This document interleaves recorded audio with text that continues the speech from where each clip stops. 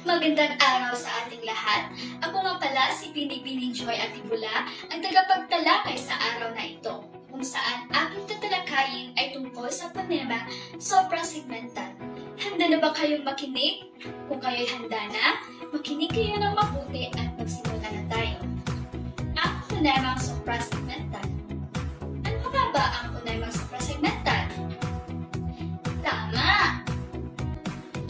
Ang panemang suprasegmental ay naglalarawan sa makahulugang unit ng tunog na karaniwang hindi tinutubasan ng mga letra sa pagsulat. Sa halip, sinisimbolo ito ng notasyong phonemic upang malaman kung paano ang pagbigkas. Totoo, sa pamamagitan ng mga panemang segmental ay nakabubuo tayo ng mga salita upang bumuo ng human ng mga pangungusap na ginagamit natin sa ating pagkikipagkalastasan sa ating kapwa. At sa paggamit ng suprasegmental, malinaw na ipapahayag ang damdamin, saloobin, at kaisipang nais ipahayag na nagsasalita. Sa pakikipagkalastasan, matutukoy ang kahulugan, layunin ang pahayag sa pamamagitan ng tingin, tono, at antala. Isa-isahin nating pag-uusapan ang mga sangkap ng panemang suprasegmental na siyang nagpapalasa sa ating pakikipagkalastasan. Ito ay ang tono, ang haba at tingin, at ang antala. Una natin talakayin ang tono. Ang tono ay ang pagtaas at pagbaba ng ating pagbigkas ng mga pantig ng isang salita. Sa pagsasalita ay may mahaba, kadamdaman, at mataas na tono. Maaaring gamitin ang bilang isa sa mababa, bilang dalawa sa kadamdaman, at bilang tatlo sa taas. Ngayon ay bigkasin natin ayon sa katumbas na bilang ang mga sumusunod na salita. Unang salita ay ang kahapon.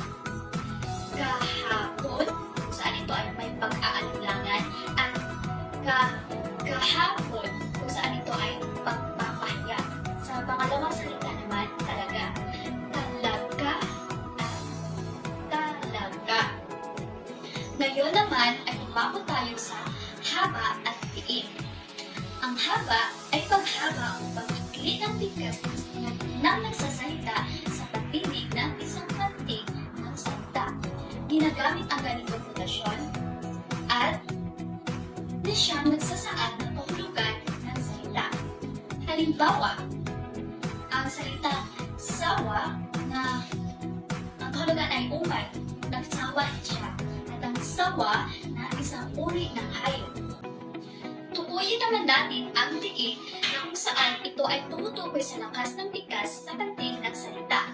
Gagamit tayo ng simbolong ito upang matukoy ang pantig ng salita na may tiid. Halimbawa, ang salitang tubo na sa Ingles ay gain o earn, at ang tubo na ito ang sugar cane sa Ingles. At sa salitang kaibigan na sa Ingles ito ay friend, at ang kaibigan ito po ay lover sa Ingles. Sa diin, ito ay may apat na prinsipal na uri ng bigkas na diin sa Filipino. Ito ay ang malumay, malumi, mabilis, at maragsa. At ang panghuli na tatalakayin natin ay ang antala. Ang antala ay ang saglit na pagtigil upo sa Ingles. Ito ay nagbibigay linaw sa mga salita o mensaheng ibig ipahiwatig. Sa pagsulat sa pakikipagkalastasan na ito ay inihuhulya ng wit, tuldok, semicolon at colon. Pansinin natin ang mga halimbawa. Una, hindi siya si Peter. Sa pahayag na ito'y nagpapahiwatig na ang tao ay si Peter. Sa pangalawang pangusap naman ay hindi siya si Peter. So ito naman ay pinatama o pinagdidiinan ng tagasalita na si Peter ang tinutukoy. At sa huli naman ay hindi siya si Peter. So sa pahayag na ito, si Peter ang tinutukoy